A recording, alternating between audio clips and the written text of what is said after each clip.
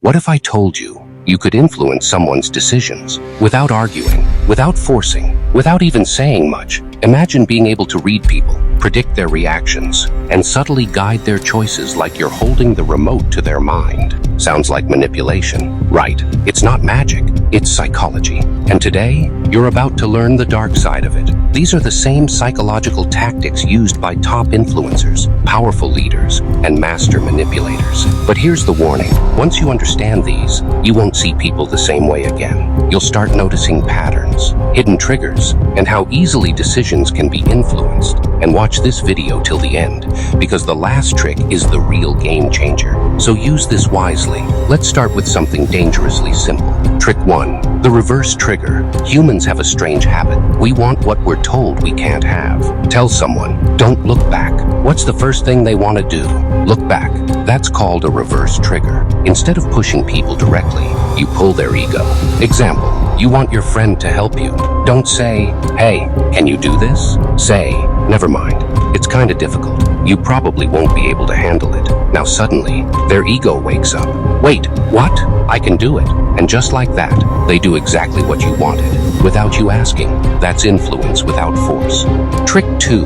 Controlled choices. Here's a truth most people don't realize. People don't like being controlled, but they love feeling in control.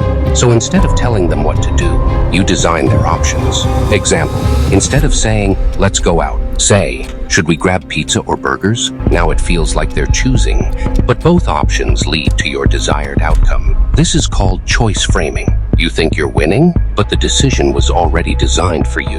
Remember this, control isn't about forcing decisions, it's about shaping them. Trick 3, the power of silence. This one is the real game changer. Silence. Most people think power comes from speaking more, but real power comes from saying less. Think about it. When someone yells at you, you react. But when someone just looks at you, silently, it creates tension, discomfort, even guilt, because your mind starts filling the gaps. Example, you suspect someone is lying. Don't argue. Just say, I know the truth, then go silent. Hold eye contact. That silence builds pressure, and most people will break it themselves. They'll explain, they'll justify, they'll confess, not because you forced them, but because their own mind couldn't handle the silence. That's control at its peak.